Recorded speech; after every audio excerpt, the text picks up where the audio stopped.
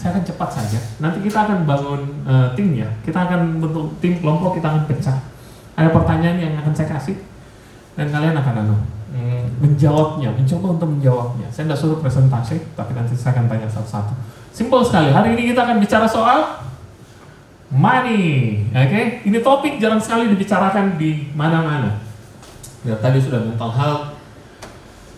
Kalau ada pertanyaan boleh di NGL. Nah, hari ini saya akan bicara soal uang. Uang, kita coba buka dalam Matius 6 ayat 24. Simpel sekali. Ini perkataannya Yesus di bukit. Matius 6 ayat di 24. Kita baca satu judul. Mulai dari ayat 19-nya. Matius 6 ayat 19. Hal mengumpulkan harta. Ini katanya Yesus ya. Janganlah kamu mengumpulkan harta di bumi. Di bumi nengat dan karat merusakkannya, dan pencuri membongkar serta mencurinya. Tetapi kumpulkanlah bagimu harta di sorga. Di sorga nengat dan karat tidak merusakkan, dan pencuri tidak membongkar serta mencurinya.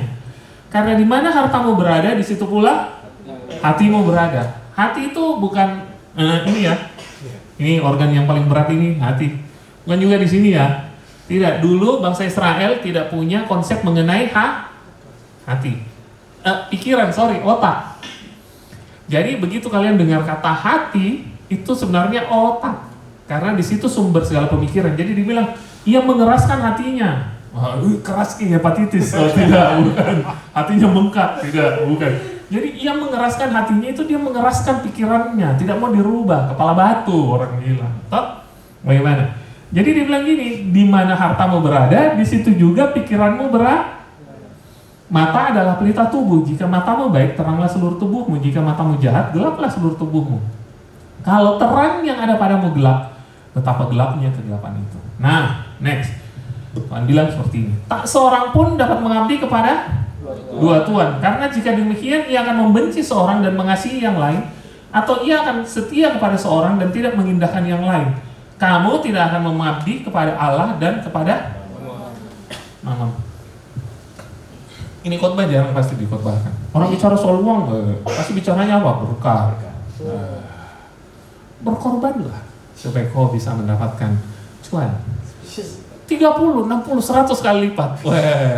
Awas nah kalau ada yang bawa khotbah itu soal uang, hati-hati nah. Saya berdiri, turun. Salah, konteksnya bukan. Itu bicara soal firman, karena dia bicara soal penabur. Dia bilang penabur menaburkan bukan menaburkan uang. Oke, guys, saya buka dengan pertanyaan seperti ini. Apakah orang bisa hidup tanpa uang? Siapa mau jawab? Jangan dikocok. Itu dulu. Oh iya, dari perempuan bisa? Bisa. Oh bisa. Yang lain? Bisa. Saudara sendiri mengkhianati. Oh tidak. Apa? Tidak. Oke. Bisa enggak orang hidup tanpa uang? Bisa. Tergantung konteks. Tergantung konteks. Oke. Bagaimana? Bisa ya. Bagaimana yang di belakang? Cari aman bagaimana? Sama Om Kolong. Oh enggak bisa. Orang enggak bisa. Ayo, ya atau tidak? Jawabannya enggak ada. Tengah bisa aja, bisa tidak? Bisa. Serius? Bisa ya? Bisa. Begini. Bisa. Apa sih yang enggak bisa? Iyalah. 6.000 tahun yang lalu juga orang hidup enggak ada uang. Iya. Iyalah. Yang saya tanya bisa apa enggak? Saya enggak bilang begini, susah atau mudah, gitu kan? Bisa, tapi susah. Ya akui saja kan? Iya kan? Kan kita mau bilang begitu, betul tidak? Kalau mau nyaman, harus dengan cuan. Ya, tapi bukan berarti tidak bisa kan? Nah, tetapi begini, saya tidak mau bicara soal, saya akan berdebat dengan retorika bahwa kita bisa hidup atau tidak tanpa uang. Nah ini ada yang kecil ini mungkin, kakak, nggak bisa beli diamond. Ya. Salah. Jadi gini, saya akan berdebat soal ini. Perbudakan itu dimulai dari pikiran. Dari tadi dikatakan, di mana hartamu berada, di situ pula hatimu berada. Pikiranmu berada. Perbudakan itu selalu dimulai dari pikiran. Pernah dengar perbudakan mental? Memang seperti itu. Coba kita lihat ayatnya di dalam Wahyu 13. Wahyu 13 ini bicara mengenai sebuah binatang yang kedua. Saya tidak akan panjang bahas soal ini. Ini binatang yang kedua yang iblis, jelmaan iblis, berupa sebuah sistem. Dia muncul dari dalam bumi. Rupanya seperti domba, bertanduk dua. Kita coba lihat binatang Wahyu 13 ayat yang ke-11. Binatang yang keluar dari dalam bumi. Ini adalah sebuah metafora mengenai sebuah sistem atau negara yang dimana dia menguasai seluruh bumi. Aku melihat seekor binatang lain keluar dari dalam bumi dan bertanduk dua sama seperti anak domba, dan dia berbicara seperti seekor naga. Panjang ceritanya. Dia bisa bikin banyak mujizat, dia bikin orang menyembah kepada iblis yang jatuh ke bumi. Ini bicara soal sebuah sistem yang pemerintahan di dunia ini. Ingat konteksnya, Alkitab itu selalu berbicara mengenai kerajaan. Panjang kita skip di ayat 14. Ia menyesatkan mereka yang diam di bumi dengan tanda-tanda yang diberikan kepadanya, dilakukan di depan mata binatang itu. Ia menyuruh mereka yang diam di bumi supaya mendirikan patung untuk menghormati binatang yang luka oleh pedang namun yang tetap hidup itu. Panjang sampai ke bawah. Ia diberi kuasa memberikan nyawa kepada patung binatang itu, sehingga patung binatang itu berbicara juga dan bertindak sedemikian rupa sehingga semua orang yang tidak menyembah patung binatang itu dibunuh. Ia menyebabkan semua orang, kecil atau besar, kaya atau miskin, merdeka atau hamba, diberi tanda pada tangan kanannya atau pada dahinya. Tidak ada seorang pun dapat membeli atau menjual selain daripada mereka yang memakai tanda itu, yaitu nama binatang itu atau bilangan namanya. Yang penting di sini ialah hikmah. Barang siapa yang bijaksana, baiklah ia menghitung bilangan binatang itu, karena bilangan itu adalah bilangan seorang manusia, dan bilangannya ialah 666. Kebanyakan dari kita ketika dengar baca ini ayat, apa yang dibahas selalu chip. Kita nggak bisa padahal sebenarnya tanda-tandanya jelas. Kita nggak bisa bertransaksi apa-apa, menjual, membeli tanpa hal itu. Tandanya ditaruh di tangan, ditaruh di dahi. Selalu itu adalah counter dari apa yang Tuhan. Jadi begini, antikris itu seperti Tuhan tapi bukan Tuhan. Seperti Kristus tapi bukan Kristus. Anti itu artinya mirip. Seperti anti-hero. Dia seperti pahlawan tapi bukan pahlawan. Gitu. Waktu Tuhan bilang begini, firman ini haruslah kau taruh sebagai lambang di tanganmu dan lambang di dahimu. Itu tangan berbicara mengenai apa yang kita kerjakan, dan di dahi itu mengenai apa yang kita pikirkan. Makanya ditaruh firman. Makanya ikatlah itu pada tanganmu dan pada dahimu. Supaya apa? Apa yang kita pikirkan, apa yang kita adalah firman. Firman Tuhan. Apa yang menjadi kehendak Tuhan. Kembali, waktu Yesus bilang di Matius 6 tadi, dia bilang apa? Kamu tidak bisa mengabdi kepada dua Tuhan. Kita coba lihat lagi kembali ke tempat tadi. Matius 6. Ayat 24. Tak seorang pun dapat mengabdi kepada dua tuan, karena jika demikian membenci seorang dan mengasihi yang lain. Ia akan setia pada seorang dan mengindahkan yang lain. Kamu tidak dapat mengabdi kepada Allah dan kepada Mammon. Satu-satunya hal yang bisa mengambil tempat di hatinya kita selain Tuhan yang terutama adalah Mammon, cuan. Itu sudah pasti. Bukan berarti bahwa Mammon lebih kuat dari Tuhan. Enggak. Tetapi di hatinya kita, siapa yang kita taruh, saingannya itu cuma Mammon. Ngeri ya? Berarti sama enggak tanda-tandanya? Nah, kalau dalam nanti kapan-kapan pelajarannya soal yang macam antikris, jangan nih bilang bahwa antikris itu adalah chip atau adalah apa.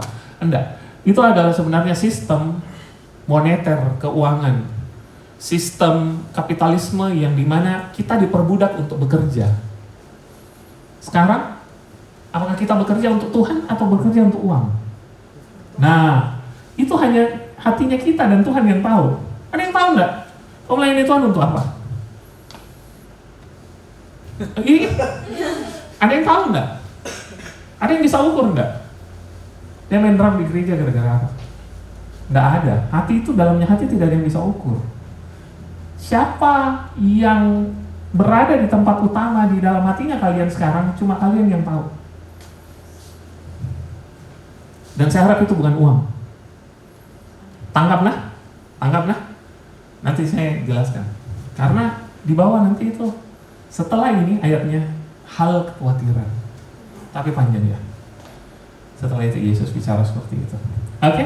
Kita sudah tahu, orang sibuk kiri kanan, sikut kiri kanan, mencakar kiri kanan, cuma gara-gara uang.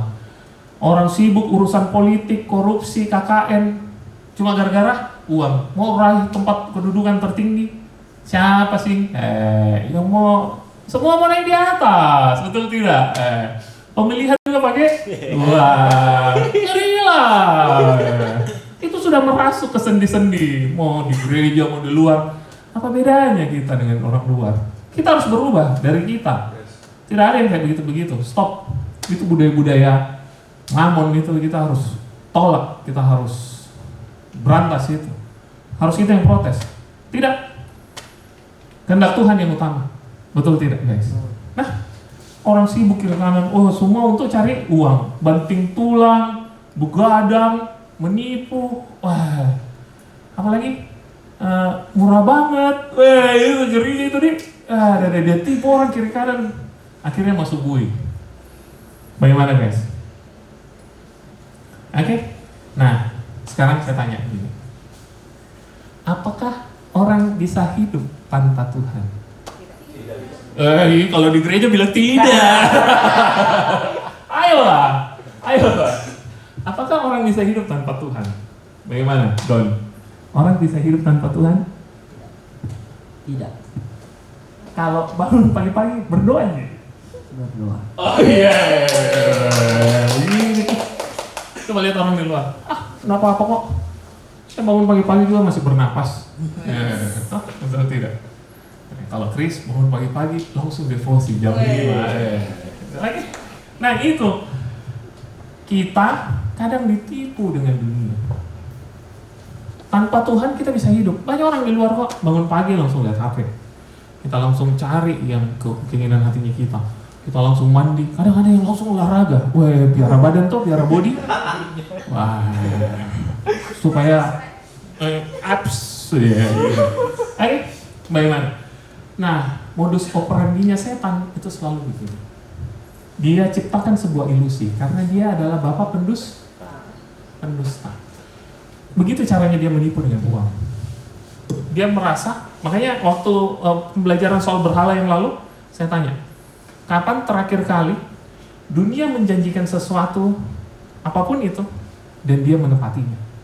Tidak pernah. Iblis itu selalu adalah pendusta. Dia selalu kasih kita kebohongan.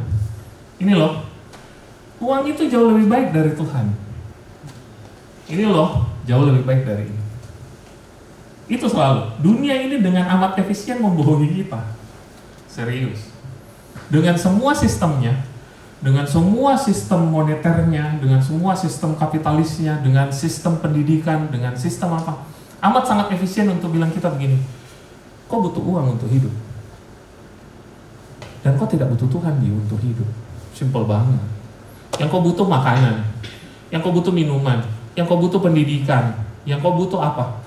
Yang kau butuh apa? Dan semuanya itu butuh uang. Nah, di situ. Dari situ kita tidak belajar mengandalkan Tuhan. Yang kita andalkan adalah uang. Hidup kita diperbudak untuk uang. Kita bekerja untuk uang. Apa yang kita pikirkan? Bagaimana caranya mendapatkan uang? Ngeri sekali. Padahal sebenarnya kita tidak usah tunduk dengan uang. Tidak bisa segala keputusannya kita didasarkan karena uang. Mau coba? Mau coba ya? Saya ada uang di sini. Coba aja. Ini ada uang baru. Siapa pernah lihat? Siapa sudah pernah pegang? saya akan kasih kepada orang yang berdiri di sini dalam waktu 5 detik mulai dari sekarang. 5, 4. Jangan malu-malu lah. 3. Loh, come on. Aduh, malu-malu sekali. Tidak sih. 3, 2, 1. Saya naikkan.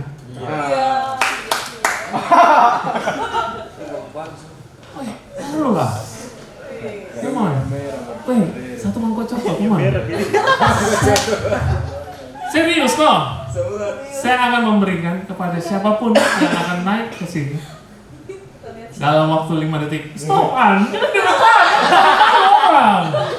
5, 4, 3. Come on, jangan malu-malu. Tidak, tidak akan ada yang menghakimi, kau jangan ketawa, nah. 3, 2, 1. Ayo, come on. Iya. Ayo, come on. Kuota ini. Kuota 10 giga ini. Ayo. Saya akan memberikannya kepada 5 orang, 1 orang pertama yang akan naik dalam 5, 4, 3, 2, 1. Come on, dari naik kan? Wih, ayolah. Come on, tidak, jangan rekam. Ayo, come on, siapa yang mau naik? Ayo, 5, 4, 3. Ayo, come on. Naik nih, tak apa. Tidak benar, tidak salah, tidak dihakimi, tidak masuk neraka. 4, 3. Ayo, siapa yang mau naik? 3. Ayo. Wow.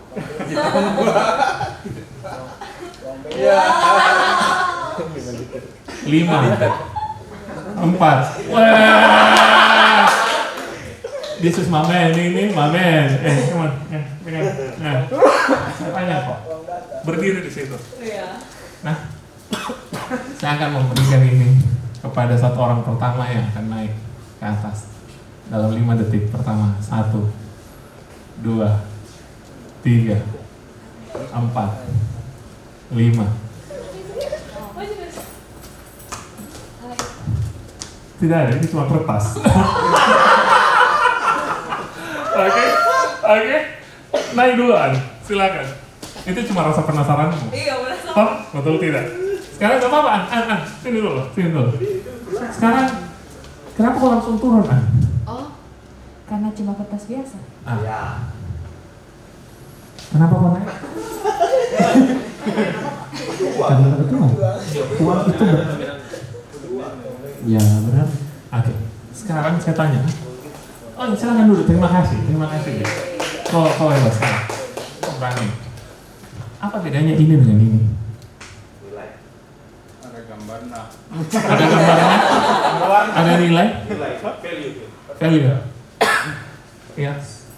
Hati-hati nah. Ya. Ini kalau kita percaya ada value, ada nilai. Bedanya cuma ada gambarnya yang satu cuma kertas kosong. Ini ilusinya loh. Kita rela lakukan apa saja untuk dapatkan yang ini. Tapi ini, padahal ini 2 hal yang sama aja. Cuma digambar. Andai kata ini saya gambar. Karena apa? Coba perhatikan di Ukraina. Kalau orang Ukraina pakai uang begini, uang Ukraina dia pindah ke Georgia atau dia pindah ke Belarusia atau dia pindah kemana, waktu dia tukar uangnya berharga enggak? Karena tidak dipercaya sama orangnya. Ini ilusinya. Kita semua dengan sangat efisien. Ya, saya masukkan kembali ya. Coba kalau dari awal kok, saya nggak usah keluar uang banyak. Persenanku tadi itu. Oke. Oh, pintar juga. Dia tuh mau sampai naik. Dan lihat ini malu-malu hati semua ya.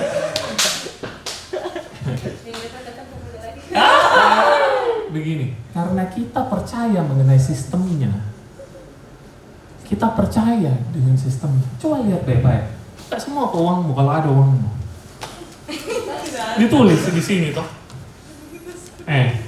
Dengan rahmat Tuhan yang Maha Esa, Negara Kesatuan Republik Indonesia mengeluarkan rupiah sebagai alat pembayaran yang sah dengan nilainya ini tidak seberapa aja kertasnya. Tapi kalau kita percaya mengenai sistemnya kan, coba dalam kerajaan Allah ada sistem begini, mata uangnya bukan ini dalam kerajaan Allah. Sukacita, damai sejahtera yang dikerjakan oleh Roh Kudus.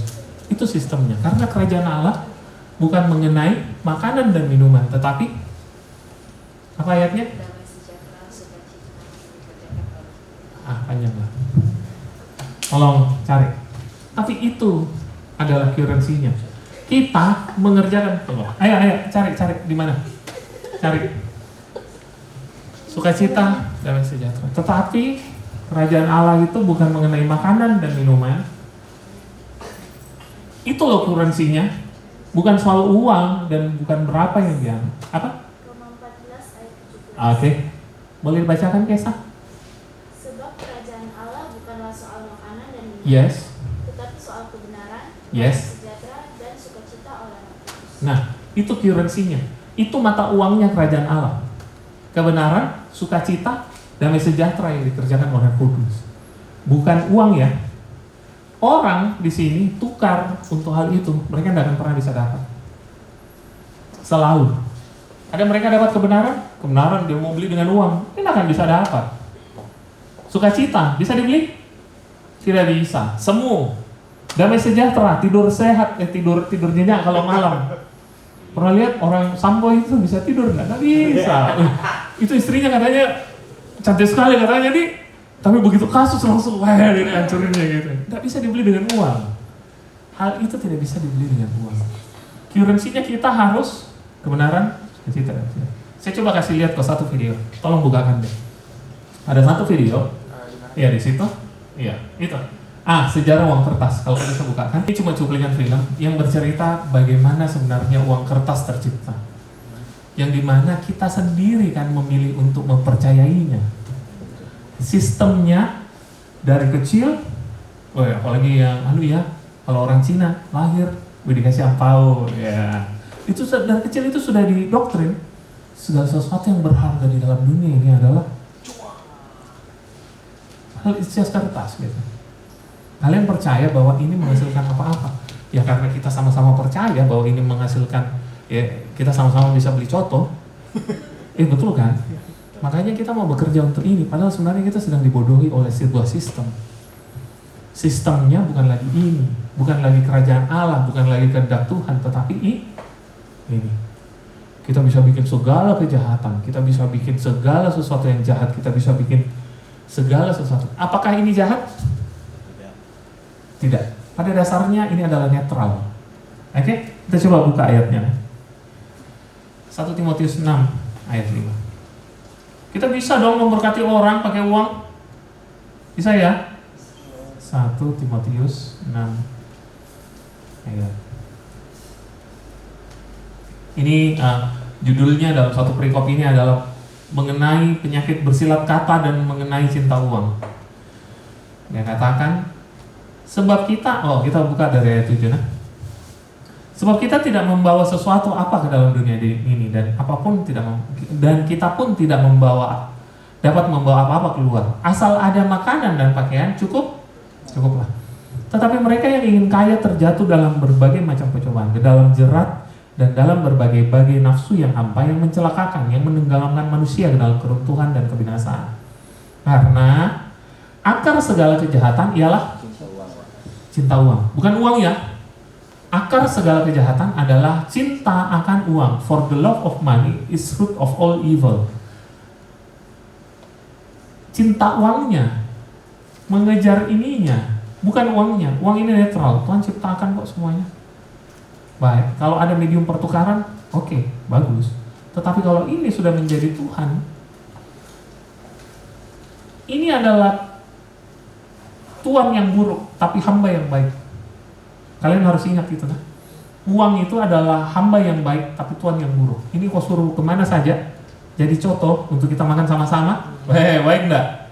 Baik. Tapi begitu kita menghamba sama ini, buruk sekali hasilnya. Perhatikan. Sebab oleh memburu uanglah beberapa orang telah menyimpang dari iman dan menyiksa dirinya dengan berbagai-bagai duka. Siksa diri kok, diperbudak. Kalau kalian mau nonton filmnya lebih jelas, nanti saya share di grup. Saya sudah upload di anunya Preti. Itu jelas dari awal sampai akhir. Kenapa lihat orang kerja terus termakan inflasi. Pernah dengar siapa yang mahasiswa ekonomi di sini? Iya Mas. Inflasi itu orang pikir harga barang-barang naik, kalau sebenarnya nilai uang yang turun. Nilai ini. Dulu saya 10.000 serius bisa beli bensin 3 liter. Dulu 10.000. Sekarang enggak lah. 10.000, 10.000 Jaki. Iya. Gitu. Apalagi sekarang pedis hati pas isi bensin full tank. Aduh, keras sekali ini harganya. Tapi ya, begitulah. Kita percaya dengan ini. Kita seakan-akan bahwa ini adalah segala sesuatu. Enggak. Malam ini kita harus bebas ya. Kita tidak bekerja gara-gara ini. Kita bekerja, Tuhan bilang adalah untuk memaksimalkan potensinya kita. Sebentar kita akan lihat. Nah, next. Uang itu adalah hamba yang baik, Tuhan yang buruk. Hamba yang baik bagaimana? Kita suruh ya. Kita mau bantu orang. Kita mau buka gereja. Kita mau memperluas kerajaan Allah. Kita mau mengabarkan Injil. Kita pakai uang kan? Betul tidak? Kita harus mempergunakan apa yang Tuhan kasih ke kita semaksimalnya untuk kerajaan Allah. Kapan-kapan ya saya akan ajar kalian soal literasi keuangan sama beberapa orang murid. Saya selalu ajar mereka, bagaimana nih keuanganmu sehat nih? Bagaimana? Kok harus begini? Kok harus berinvestasi? Kok harus begini? Kok harus begini? Saya mengajarkan apa yang Robert Kiyosaki bilang gini, apa yang orang kaya ajarkan kepada anak-anaknya. Gitu. Itu tidak diajar ke bangku sekolah. Tidak diajar di bangku sekolah. Kenapa? Karena mereka mau kalian tetap bodoh dan mengulang kesalahan yang sama seperti generasi-generasi kita terdahulu, supaya kita tetap bisa diperbudak oleh uang yang tidak ada harganya, yang mereka tinggal cetak. Dicetak bisa-bisanya ya, dicetak, itu tinggal dicetak. Itu bro, uang birumu tadi itu dicetak. Kalau kita lihat dari tadi fisiknya nggak ada gitu, kita merasa dapat uang, padahal kalian ngerti ya, mereka gampang sekali cetak, sisa tekan tombol-tombol tercetak gitu, kayak printer. Terus kita kenapa nggak bisa cetak sendiri dong? Kalau dicetak kita masuk penjara. Oke? Nah, kepada murid-muridnya Yesus mengajar seperti itu. Saya pun mengajar seperti itu. Ya, panjang lah. Nanti kalau kita panjang buyos, kapan kalian sudah dewasa, kalian mau belajar tanya soal uang, keuangan, investasi atau segala macam, saya akan ajar. Apa yang bagus, apa yang untuk hidupnya kalian, bagaimana caranya mengelola uang, saya akan ajar. Nah, ini soal waktu. Sekarang saya bertekad hari ini cepat. Oke. Nomor 1, bagaimana kiat-kiatnya untuk kita bebas dari sini? Nomor 1, jangan khawatir. Kita coba buka kembali di Matius 6 tadi. Matius 6 tadi, setelah Yesus bicara soal kepada 2 tuan, dia bicara soal hal kekhawatiran. Perhatikan baik-baik katanya. Setelah dia bilang, kamu tidak dapat mengabdi kepada Allah dan kepada Mammon. Yesus kan tidak bicara stop dulu. Nanti next week saya akan bicara soal kekhawatiran. Tidak, dia bicara dalam satu hal yang sama. Dia bilang begini, karena itu aku berkata kepadamu, karena hal di atas, karena kau tidak dapat mengabdi kepada 2 tuan. Makanya dia bicara soal kekhawatiran. Jangan dipisah-pisah dong. Ya, pengajarannya kita jangan dipisah-pisah. Yang mengajar di sini harus full. Karena itu, karena di atas soal Mammon, aku berkata kepadamu, janganlah kamu khawatir akan hidupmu, akan apa yang hendak kamu makan atau minum, dan janganlah khawatir pula akan tubuhmu, apa yang hendak kamu pakai. Bukankah hidup itu lebih penting dari makanan dan tubuh itu penting dari pakaian? Pandanglah burung-burung di langit yang tidak menabur dan tidak menuai dan tidak mengumpulkan bekal dalam lumbung, namun diberi makan oleh Bapamu yang di sorga. Bukankah kamu jauh melebihi burung-burung itu? Kamu sekalian yang ada di sini. Siapakah di antara kamu yang karena kekhawatirannya dapat menambahkan sehasta saja pada jalan hidupnya? Dan mengapa kamu khawatir akan pakaian? Perhatikanlah bunga pakung di ladang, yang tumbuh tanpa bekerja dan tanpa memintal. Namun aku berkata kepadamu, Salomo dalam segala kemegahannya pun tidak dapat berpakaian seindah salah satu dari bunga itu. Jadi jika demikian Allah mendandani rumput di ladang yang hari ini ada dan besok dibuang ke dalam api, tidakkah Ia terlebih mendandani kamu, hai orang yang kurang percaya? Dia sikat orang gitu. Kamu orang yang unfaithfulness, tidak percaya, baca nih bahasa Inggrisnya. Dia itu lagi menyindir sebenarnya. Sebab itu jangan kamu khawatir dan berkata, apa yang akan kami makan, apa yang akan kami minum, apa yang akan kami pakai. Semua itu dicari bangsa-bangsa yang tidak mengenal Allah. Itu bahasanya bahasa kasar sebenarnya. Dia bilang semua itu dicari goyim, kafir. Tidak mengenal Allah itu artinya kafir. Bangsa-bangsa di luar semua itu cari. Akan tetapi Bapamu, wah, masa sih Bapaknya kita jahat? Bapamu yang di sorga tahu bahwa kamu memerlukannya semua itu. Dia tabrakan langsung. Carilah dahulu kerajaan Allah dan kebenarannya, maka semuanya itu akan ditambahkan kepadamu. Jangan kamu khawatir akan hari esok, karena hari esok mempunyai kesusahannya sendiri. Kesusahan sehari cukuplah untuk sehari. Begini loh sikap kita terhadap uang. Jangan khawatir, serius. Saya punya banyak kesaksian mengenai uang. Saya hidup itu dengan tabungan 0 rupiah bertahun-tahun. Serius. Saya bisa banyak cerita sama kalian. Ketika saya butuh, Tuhan yang menyediakan. Ini cerita omong kosong, itu di depan gereja jadi bicara begitu. Tidak, serius Kak. Orang yang dekat dengan saya itu ngerti betul. Saya ini orang di jalanan yang hidup itu tidak khawatir gitu, tanpa ketakutan gitu akan hari esok bagaimana. Tapi karena bermodal percaya saja. Orang benar hidup oleh karena percayanya. Itu memang begitu. Itu sikapnya kita. Dia bilang carilah dahulu kerajaan Allah dan kebenarannya. Dia bilang dari tadi, itu mata uang yang pertama loh. Betul tidak? Kerajaan Allah bukan soal makan dan minum, tetapi soal kebenaran, sukacita dan damai sejahtera yang dikerjakan oleh Roh Kudus. Itu mata uang pertama. Mata uangnya bukan uang, tapi apa? Kebenaran. Waktu kita menghadap ke Tuhan, Tuhan, saya bawa kebenaran. Tolong bantu Kak. Oke. Betul tidak? Saya mau bantu ini Tuhan. Saya mau bantu ini. Tolong Kak dulu. Saya mau berkati bapakku. Saya mau berkati mamaku. Tolong berkati. Tuhan berkati. Karena kehendak Tuhan ada di sini. Saya mau tolong adikku. Saya mau tolong kakakku. Saya mau bantu orang tuaku. Saya mau bantu anuku. Berkat di situ. Tuhan percaya dong. Oh, nggak percaya ya? Nggak percaya. Masa sih Tuhan bisa langsung turunkan? Begini, ayo kita coba. Prinsip yang kedua. Ingat ya, berkali-kali saya bicara soal kerajaan Allah. Dalam sistem kerajaan, inilah sikapnya kita sebagai orang percaya. Dalam sistem kerajaan tidak ada yang namanya pemilik. Yang ada namanya adalah pengelola, stewardship. Adakah dalam kerajaan Inggris dia punya sertifikat tanah? Tidak. Yang dia punya cuma hak pakai. Jadi dia jadi tuan tanah. Itu kan kerajaan Inggris. Tidak. Ini Tuhan. Coba buka Mazmur 24.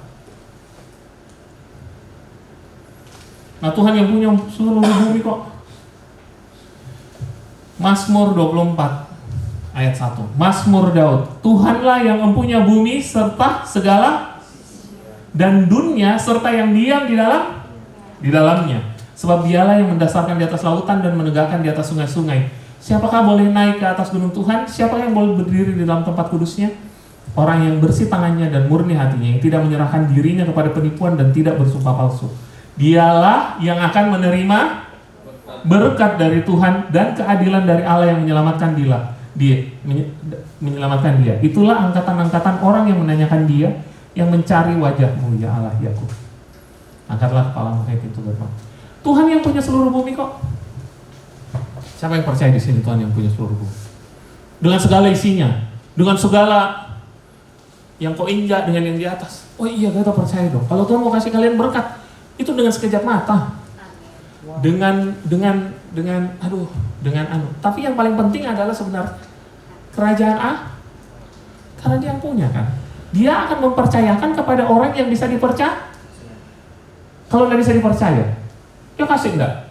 Contoh misalnya, kalian punya sebuah perusahaan, terus punya motor, terus lihat ada misalnya Chris, naik sepeda saja ugal-ugalan, tabrak kucing, dia lindas, dia apa, ada kucing, ada anjing, dia tendang. Dia kasih motor enggak? Ya enggak lah, gitu. Coba kalau dia 3 tahun tidak pernah jatuh, wah itu dikasih kan? Iya kan? Dia bilang, bapakmu tahu. Bapamu tahu, engkau memerlukannya. Tetapi, iya kan? Tapi carilah dahulu kerajaan Allah dan kebenarannya. Di sini yang kadang kita kita merasa bahwa kita yang punya. Jadi kita pergunakan dengan segala, terserah saya kok, saya yang kerja cari uang. Tidak. Ini prinsip kerajaan, tidak pernah diajar kemana-mana. Tuhan adalah pengelola, Dia akan kasih kepada siapa yang punya. Sikapnya kita jadi nomor 1, jangan khawatir. Yang kedua, kita adalah sebagai pengelola, stewardship.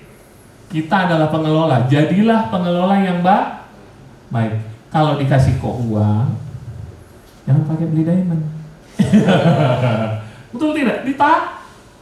Ditabung. Jadi tiba-tiba ada orang minta, saya kasih deh. Betul tidak? Tuhan bilang, baik nih anakku. Nanti saya kasih 50.000 nak. Oke? Bisa ya? Tangkap ya? Kalau kalian tidak kelola dengan baik, kalian mempergunakan, perhatikan ini. Barang siapa tidak mempunyai, semuanya akan diambil daripadanya. Wah, ini ancaman lah, saya kasih tahu. Saya ngancam ini. Iya. Buka Lukas 19.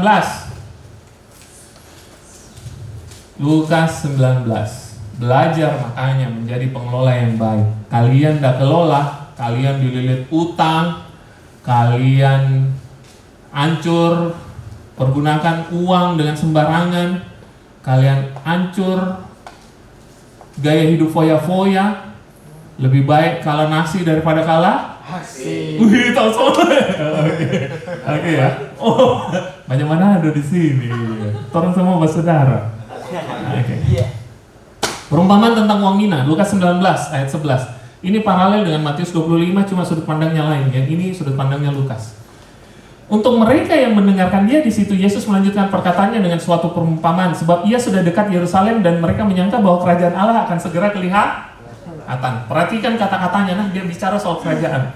Maka ia berkata, ada seorang bangsawan berangkat ke sebuah negeri yang jauh untuk dinobatkan menjadi raja di situ.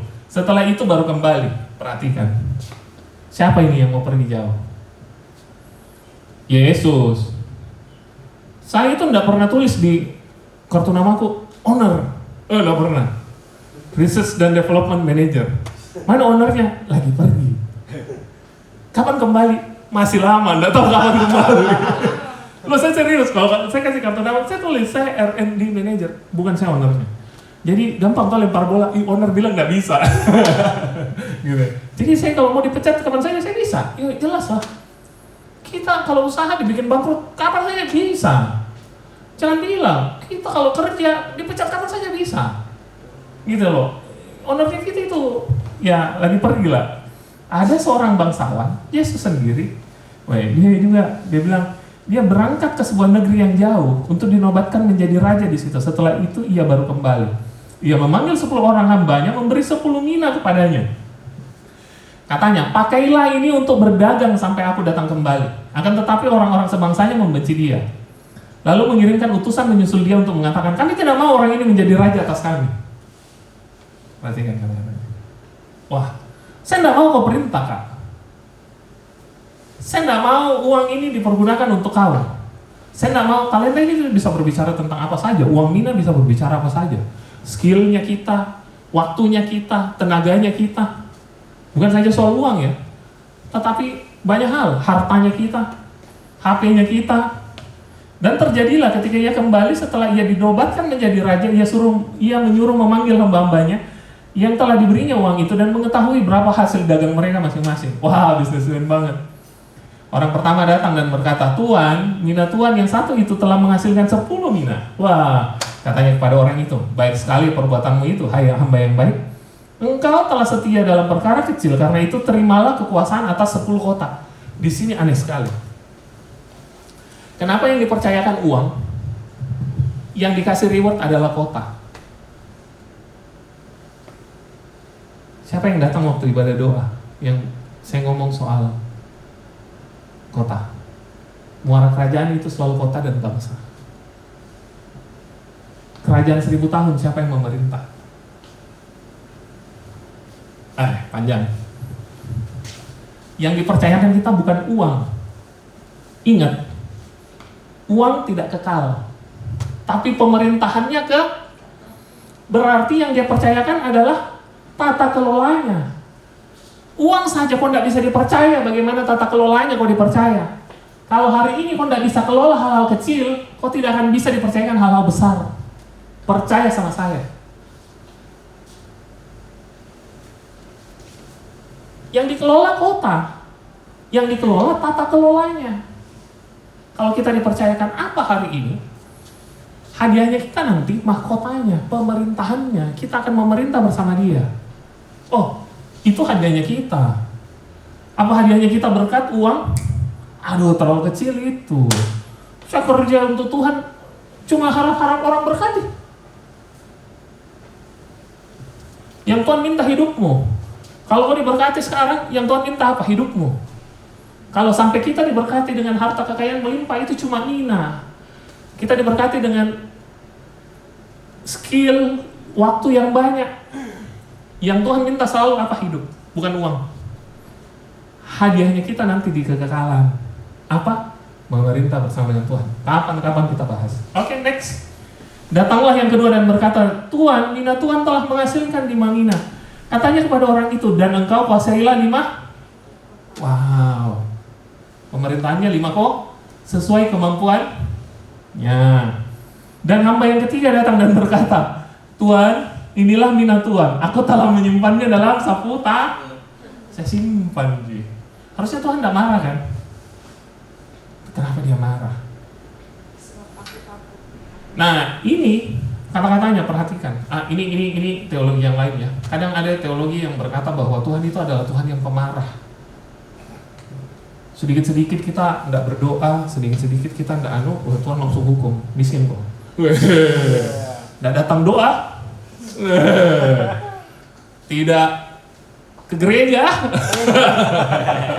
auto miskin. Tolak, tidaklah. Jangan ikuti hamba-hamba Tuhan yang begitu, yang ngutuk-ngutuk itu tidak perpuluhan.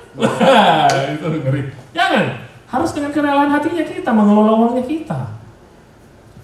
Dia bilang, sebab aku takut akan Tuhan, karena Tuhan adalah manusia yang keras. Tuhan mengambil dari apa yang tidak pernah Tuhan taruh, dan Tuhan menuai dari apa yang tidak pernah Tuhan tabur.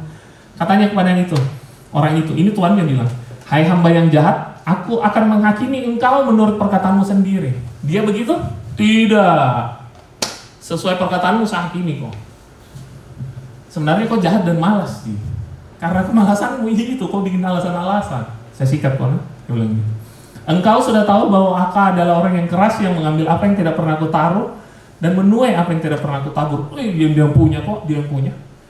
Jika demikian, mengapa uangku yang kau berikan kepada orang yang uangku itu tidak kau berikan kepada orang yang menjalankan uang? Maka sekembaliku aku dapat mengambilnya serta dengan bunganya. Nah, ini ayat yang biasa dipakai rentenir ya. Oh, salah. Bercanda. Ini cuma kata-kata. Lalu katanya kepada orang-orang yang berdiri situ, ambillah mina yang satu itu dan daripadanya dan berikan kepada orang yang mempunyai 10 mina itu. Katanya kepadanya, Tuhan, ia sudah mempunyai 10 mina. Jawabnya, aku berkata kepadamu, baca sama-sama. Setiap orang yang mempunyai. Oke, ulangi. Jawabnya, aku berkata kepadamu, 1, 2, 3. Setiap orang yang mempunyai. Kepadanya akan diberi. Tetapi siapa yang tidak mempunyai, daripadanya akan diambil juga apa yang ada padanya. Oke? Akan tetapi semua seteruku ini yang tidak suka aku menjadi rajanya, bawalah mereka kemari dan bunuhlah mereka di depan mataku. Wih, sadis. Tidak suka dengan pemerintahnya Tuhan. Mau bikin sistem sendiri, silakan. Silakan, tidak apa-apa. Hidupmu hancur, saya berani jamin. Serius, lihat orang-orang yang mengejar uang, bukan mengejar Tuhan. Hancur enggak hidupnya, keluarganya hancur enggak, berantakan. Saya sudah lihat 1001 macam orang. Mereka bergelimang harta, pada akhirnya mereka bangkrut. Saya bisa tunjukkan. Rumah tangganya hancur, berantakan. Pengejarannya hal-hal yang salah. Kalian bisa duduk di sini dan belajar soal Tuhan, itu merupakan sebuah keuntungan. Kalian berada di jalur yang tepat. Jangan bilang, Anda mau mampir gereja deh, malas mak. Masa saya setiap hari di gereja, saya bawa bantal kopi gereja deh. Enggak, itu keuntungan buat kalian. Karena kalian belajar soal prinsip-prinsip hidup yang kalian butuhkan nanti ketika kalian besar. Supaya kalian enggak minggir jauh-jauh. Gampang sekali orang sekarang ketika punya uang, langsung ancur. Karena apa? Oh, Tuhan sendiri ancam. Gitu loh. Oke, saya sudah selesai sampai sini. Yes, sampai 45 menit. Oke, sekarang kita akan bagi kelompok. Saya ada punya 3 pertanyaan. Tolong dibagi. Oh iya, yang cewek An boleh 5 orang. Yang laki-laki saya butuh 1, 2, 3, 5. Oke, kita bagi 3 kelompok. Kakak Kolo 1, An 1. Bagaimana saudara? Boleh, oke, boleh. Nah, kita bagi. Ayo.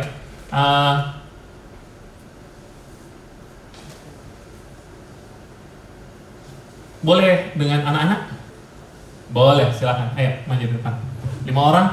Adik siapa? Yosafat di depan. Dek, baku bagi dengan anak-anak boleh? Masih sekolah toh? Ayo di depan. Sama kakak Gabriel. Oke, Chris di depan sini. Sudah kerja toh? Sudah selesai sekolah toh? Iya. Oke, di depan sini. Yosafat di depan. Iya, sama anak-anak. Oh boleh. Terserah, di depan mau saja. Di situ, boleh? Oke, saya punya 5 pertanyaan. Dek, mau di depan atau di belakang? Willy. Ayo. Oke, Willy di depan, adik 1 di belakang. Oke, bantu adik-adik mudah. Pertanyaannya adalah seperti ini. Tidak ada hadiah uang ini. Kamu harap Kak. Habis uangku, nanti ada persembahanku. Pertanyaan 1. Sebutkan hal yang paling terpenting dalam kehidupan kalian yang kalian tidak bisa hidup. Jangan bilang ayang-ayang Munah. Aku tak dapat hidup tanpamu. Sebutkan 1 hal yang menurut kalian tidak bisa hidup. Hal yang paling terpenting dalam hidupnya kalian. Boleh manusia? Terserah. Hal kan? Mau manusia kah, mau benda kah, mau apa kah? Sempat HP? Mana tahu. Ya, sempat motor? Ayo, kumpul. Yang kedua, menurut kalian bagaimana seharusnya sikap kita terhadap uang? Yang nomor 3. Oh iya, oke. Bagaimana menurut kalian? Jangan anunak. Tidak ada benar, tidak ada salah di sini. Tidak, maksudnya ini pertanyaan langsung tulis jawabannya saja atau apa? Boleh dirembukan. Karena ini akan jadi perbincangan. Kalian berembuk nak? Ditulis soalnya dulu kok. Iya. Nah, Tunggu dulu, soalnya dulu. soalnya. Oke, saya ulangi ya. Pertama dulu kakak. Oke, saya ulangi. Sebutkan 1 hal yang terpenting dalam kehidupannya kalian yang kalian tidak bisa hidup tanpa. Sebutkan 1. Ayang-ayang kah, apakah? Sebutkan 1 hal. Mama aku, wah, aduh nanti kasih mandi kak. Oke. Yang kedua, menurut kalian bagaimana seharusnya sikap kita terhadap uang? Oke, sudah. Next, yang ketiga, kalau kalian dapat uang 1 miliar sekarang, akan dipakai untuk apa? Lo semua amin. Oke. Kalau kalian dapat uang 1 miliar sekarang, akan dipakai untuk apa?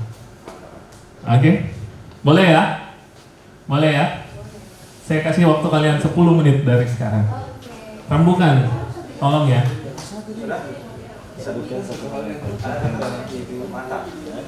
Wih, siapa di sini suka main futsal? Wih, banyak nih, kita bisa bikin. Oh, bisa. Kita bikin klub nah. Bagaimana? Oh, Chris, bapaknya Christian. Bapakku tuh panggil juga. Oh iya nah. Ada sponsor. Oh iya. Pom. Oke. Ayolah. 2 menit. Oke, boleh. Nah, kita mau nggak? Ayo kembali. Bagaimana? Ya, Sudah minta polanya tak? Sudah ya. Keren sekali kalian ini semua. Nanti kita akan sering-sering bikin kelompok begini ya. Siapa juru bicara? Juru bicara untuk Siapa? Iya. Oh semuanya. Oh iya. Ada bicara. Kita mulai dulu dari grup anak kecil. Berbahagialah anak kecil ini. Mereka akan melihat kerajaan sorga. Oke, gimana? Siapa juru bicara? Silakan Gabriel. Pertanyaan pertama. bosan melihat tua bicara. Jadi kita dari SMP, SMA, kuliah sama kerja. Haleluya. Iya. Lengkap, tanpa disengaja. Jadi perpaduan yang bagus. Oh. Bagaimana? Jadi yang pertama, kata kita semua habis berenggup, bertukar pikiran, brainstorming semua. Haleluya. Nah, gitu kan, dapat hikmat juga tadi. Oh. Jadi katanya Tuhan kok. Kita nggak bisa hal yang paling penting sama Allah pun Tuhan. Oke, terus? Ya. Memang ada perdebatan tadi, tapi akhirnya kita sepakat Tuhan. Tuhan dan apa? Ada yang setelah Tuhan? Ada keluarga. Wah, tepuk tangan dulu. Oke, lanjut. Nah, terus. yang kedua, ini juga mungkin agak berpikir ya, karena berbeda karakter gitu kan. Iya. Mungkin yang kedua kan bagaimana mengatur keuangan ya kok? Iya. Bagaimana sikap kita? Iya. Bagaimana seharusnya sikap kita menurut kalian? Ya. Bagaimana sikap kita terhadap uang? Ya betul. Jadi kita berpikir bagaimana untuk itu kita harus bijaksana. Iya. Oke. Ya, Terus? itu kata kunci yang kita dapat karena tadi banyak sekali masukan sama lain-lain. Oke. Tapi kita kutip dengan bijaksana dalam mengatur uang. Oke. Jangan uang yang atur kita. Asik, Ya kan? Jadi kita Setelah bijaksana, sebelum bijaksana apa? Ada yang diperdebatkan antara bijaksana dan apa? lebih ke pemakaian menabung. Oh ya, oke. Ada yang memberi. Nah, maka kita tutup dengan kata bijaksana. Oke, lanjut pertanyaan ketiga. Nah, ini kok. Ini karena 1M ya kan? Iya. Menggiurkan. Wah. Kita mau jadi sultan enggak? Enggak gitu kan. Iya. Karena kita pikir dapat ilham yang lain, janganlah jadi sultan, cukup orang luar aja. Nah, akhirnya kita kasih kesimpulan, ada banyak juga tadi masukan. Akhirnya kita sepakat untuk 50%-nya kok. Oke. Ya, kita sepakat untuk ke diri kita sendiri, untuk keluarga, untuk kebutuhan yang kita bisa gunakan. Oke. 50% kita bagi. 50% bagi mungkin untuk orang yang membutuhkan, yang lain-lain lah. Oke. Pokoknya intinya tidak dipakai sendiri. Nah, di situ. Ada yang lain juga kok, tapi akhirnya kita simpulkan. Apa yang lain? Bagi. Yang lain ada yang bilang dia mau untuk beli apa yang dia mau. Iya. Kayak bagaimana itu? Yang apa yang dia suka kok. Siapa yang bilang itu? Sini saya hakim, saya kokang senjata. Enggak. Rahasia. Oh, rahasia. Oh iya. Rahasia dapur. Oke. Ada lagi yang bilang untuk kita berinvestasi lagi. Oke. Biar lebih sultan, enggak. Ya kan, kalau pakai bunga bank lumayan tuh ya sampai sekarang. Ya, apalagi Tidak ada. Bunga bank 0 sekarang. Ada SDR nggak ini? Surat detail gitu kan. Iya. Bisa Surat detail kosong. lebih banyak kan. Tapi enggak kok, kita sepakat kita harus adil. Oke. Bagi. Oke ya. 50% dibagi, 50% Jadi kita kelola. 50% dibagi, 50% Kelola dikelola. dengan baik. Keluarga, diri Ya, kita betul. dan oke. Terima kasih semua. Bagaimana sister? Silakan diserahkan ke belakang. Wah, Alin. Wah, tepuk tangan dulu Alin. Ini ratu bacot. Wah, dia juara debat nomor 1. Oke. Oh jelas. Come on Alin. Oke, terima kasih buat kesempatannya. Jadi Soalnya terstruktur kata-katanya. Mau pakai bahasa Inggris bisa.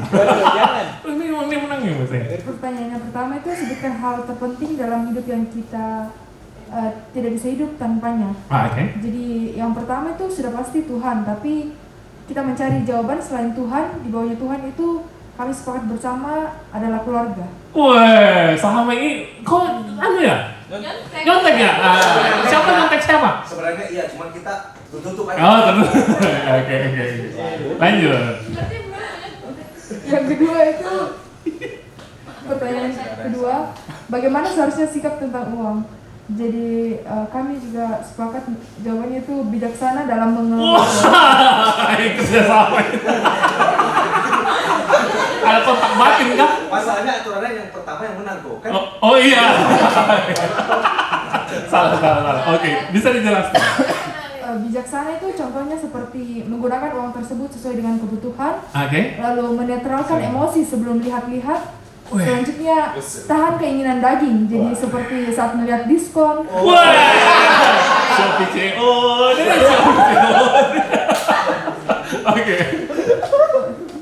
Terus foya-foya ataupun beli HP dapat case-nya, kita fokus ke case-nya atau hal-hal yang free padahal seharusnya tidak sesuai dengan kebutuhannya kita. Oke, mantap. Terus ada Sana. list kebutuhan. Jadi uang yang dikeluarkan harus sesuai kebutuhan. Budget. Yang dimaksud itu kebutuhan primer yang harus dibeli. Ini atur keuangan, atur budget. Kita itu kalau laki-laki berarti belajar. Buat.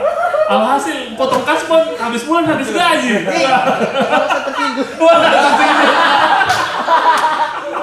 Oke, keren sekali. Harus dicatat itu, Tolong di-sharing nah. Nanti di grup tolong di-sharing jawabannya. Terus next. Pertanyaan yang ketiga, kalau dapat uang 1M sekarang akan dipakai untuk apa? Silakan.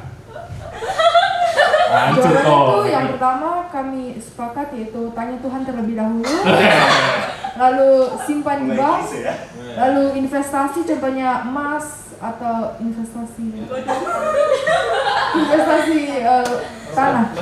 Lalu selain itu ada berbagi kasih because Oke, next. Lalu terakhir spend time together with family and do yours. Thank you. Tepuk tangan dulu. Ini jawabannya tolong ya. Tolong dimasukkan. Keras ya. Ngeri ya. Wah, itu amat sangat detail. Bagaimana kelompok? Ini para strong one. Tolong kasih mic dulu. Kayaknya dihantam duluan dari awal. Kayaknya sama sih. Oh iya, lu tolong silakan siapa Julio? Silakan. Saya Mika. Iya, Kakak Kolo, silakan. Oke, pertanyaannya tadi apa? Oke. Sebutkan satu hal yang terpenting dalam kehidupan kita. Oke, jadi kalau itu pasti jawabnya Tuhan, tapi kami cari cara lainnya Oke. yang tidak terlepas dari Tuhan. Oke. Pertama dari Kris, kasih karunia. Orang tidak bisa hidup tanpa kasih karunia Apa Tuhan. Tuhan memang gitu. Yang kedua kami berembuk kenapa adalah firman. Oke.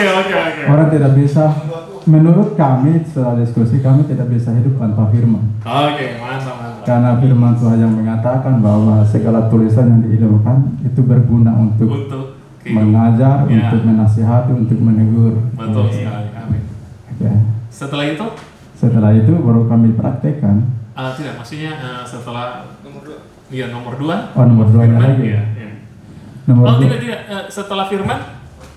Tadi kasih karunia sama firman. Iya, and then Itu ada lagi. pertanyaan yang pertamanya. Oke. Karena orang tidak bisa hidup tanpa kasih karunia Tuhan. Yang pertama kedua orang tidak bisa hidup tanpa firman Tuhan. Betul sekali.